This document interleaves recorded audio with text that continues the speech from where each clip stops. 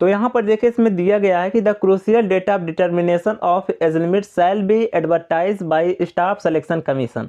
अर्थात एक बात तो फिक्स है, ये वैकेंसी जो होगी ये एसएससी द्वारा ही कंडक्ट कराई जाएगी। जय हिंद साथियों। तो आप लोगों ने शायद ये नोटिस देख लिया होगा और बहुत सारे कैंडिडेट खुश भी हो गए होंगे कि चलो 1,30,000 पदों पर बम्पर वैकेंसी आ रही है कांस्टेबल जीडी के पदों।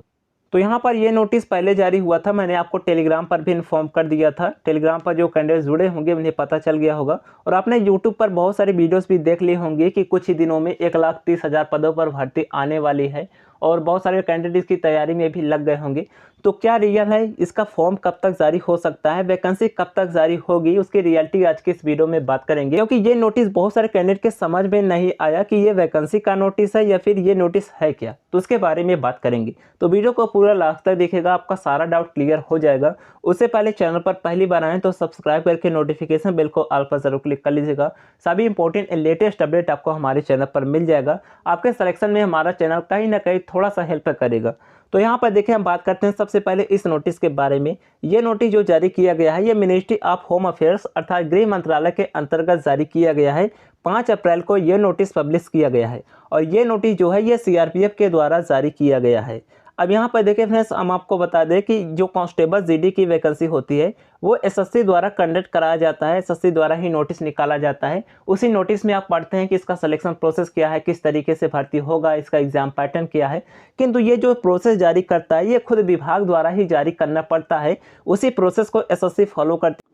क्योंकि जो सिलेक्शन प्रोसेस होगा, जो रिजर्वेशन होगा वो खुद विभाग ही तय करेगा, किंतु एसएससी जो है उसे पब्लिश कर क्योंकि एसएससी एक एजेंसी है, वो एग्जाम कंडक्ट कराती है, सब तक वो पब्लिश करती है। अब यहाँ पर देखिए ये क्या है, ये नोटिस जो है यहाँ पर देखिए अब तक जो कांस्टेबल जीडी में भर्ती होती थी वो 2010 के नियम के बेस पर होती थी। जैसे कि 2010 में नियम बना था कि सबसे पहले कांस्टेबल जीडी में ऐसे ऐसे एग्जाम होगा, इस तरीके से एज लिमिट होगा, ये क्वालिफिकेशन होगा, 10th पास कैंडिडेट अप्लाई कर पाएंगे। अर्थात 2010 के नियम के बेस पर ही अब तक जो भर्ती होती आई है 2022 तक, अभी जिसका रिजल्ट नहीं आया है वो भर्ती भी नियम 2010 के तहत ही कंडक्ट हो रही है। अब जो वैकेंसी आएगी 2023 में या फिर जब भी वैकेंसी आएगी वो अब इस न्यू नियम के तहत होगी, जिसका अभी यहाँ पर नाम दिया गया है कि कांस्टेबल जीडी भर्ती 2023। इसमें यह नाम दिया गया है कि ये काडर समूह गा भर्ती नियम है। अर्थात ये जो नोटिस जारी किया गया है ये केवल भर्ती नियम को लेकर जारी किया गया है, किंतु इसमें कांस्टेबल जीडी के पद भी मेंशन किए गए हैं और ये केवल जो पद मेंशन किए गए हैं ये केवल सीआरपीएफ के हैं।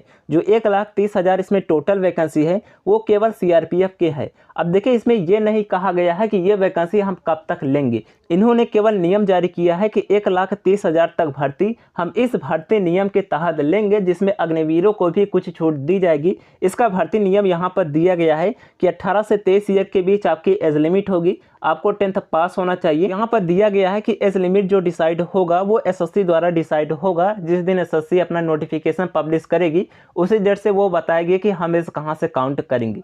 तो अभी इसमें कुछ भी मेंशन नहीं है कि आपकी वैकेंसी कब तक जारी होगी। बहुत सारे लोग कह रहे हैं कि 10 दिन में आ जाएगी, 20 दिन में आ जाएगी, इस महीने में आ जाएगी, तो ऐसा कुछ भी नहीं है। ये केवल भर्ती नियम है, क्योंकि देखिए 2010 के बाद भर्ती नियम लगभग 13 साल के बाद बदला है। अर्थात 13 साल के बाद न्यू गजटेड नियम जारी हुआ है। तो आप समझ सकते हैं कि अगर ये अब 2033 में जारी होगा तो क्या ये 1.5 लाख पद ही 10 साल में भरे जाएंगे? ऐसे में तो वैकेंसी बहुत ही कम हो जाएगी।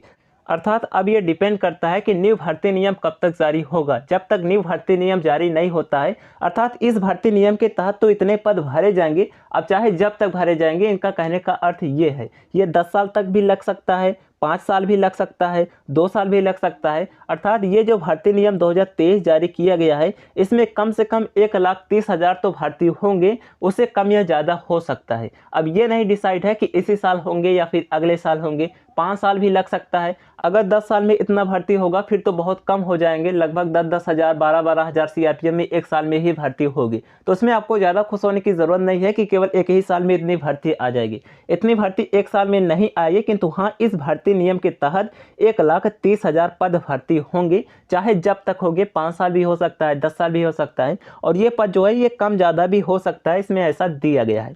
तो आई होप आप लोग सब कुछ समझ गए होंगे। ये केवल भर्ती नियम का पत्र जारी किया गया है कि इस भर्ती नियम के तहत हम इसमें भर्ती करेंगे।